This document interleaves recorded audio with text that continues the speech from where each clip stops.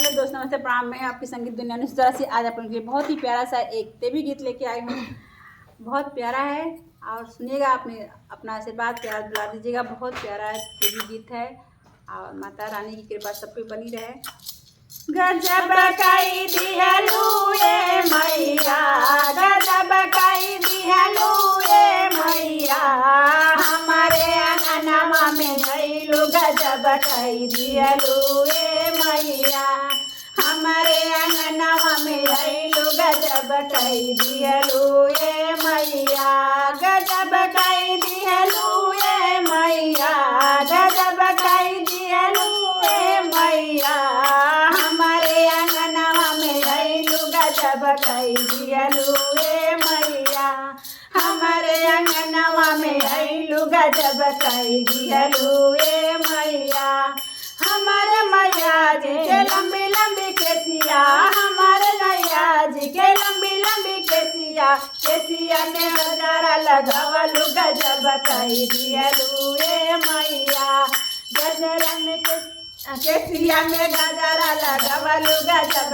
कई दिहलू ए मैया, गजब कई दिहलू ए मैया, गजब कई दिहलू ए मैया, हमारे अंगनवा में गइलू। गजब कई दिहलू ए मैया, कि हमारे अंगनवा में गइलू। गजब कई दिहलू ए मैया, हमारे अंगनवा में गइलू। गजब कई दिहलू ए मैया, हमारे मैया जी के लाली लाली चूड़िया, हमारे मैया जी के लाली लाली चूड़िया, हाथवा में मेहंदी लगवलू। गजब कई दिहलू ए मैया, हाथवा में मेहंदी लगवलू। गजब कई दिहलू ए मैया, गजब कई दिहलू ए मैया, गजब कई दिहलू ए मैया, हमारे अंगनवा में गइलू। गजब कई दिहलू ए मैया,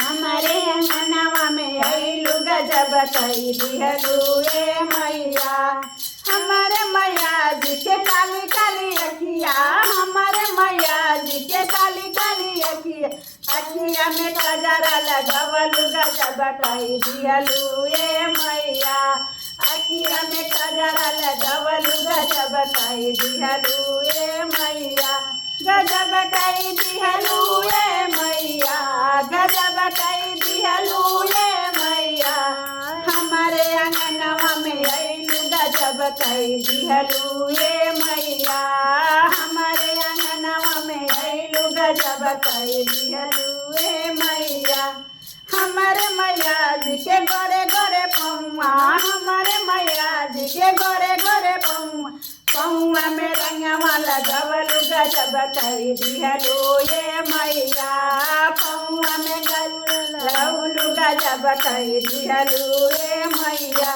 गजब कई दिहलू ए मैया, गजब कई दिहलू ए मैया, हमारे अंगनवा में गइलू। गजब कई दिहलू ए मैया, हमारे अंगनवा में गइलू। गजब कई दिहलू ए मैया, हमारे मैया जी के लाले लाले लहंगा, हमारे मैया जी के लाले लाले लहंगा, लाले लाले लहंगा हो लाले लाले लहंगा, लहंगा में गोटवा लगवलू। गजब कई दिहलू ए मैया, लहंगा में गोटवा लगवलू। गजब कई दिहलू ए मैया, गजब कई दिहलू ए मैया, गजब कई दिहलू ए मैया, हमारे अंगनवा में गइलू। गजब कई दिहलू ए मैया, हमारे अंगनवा में गइलू। गजब कई दिहलू ए मैया।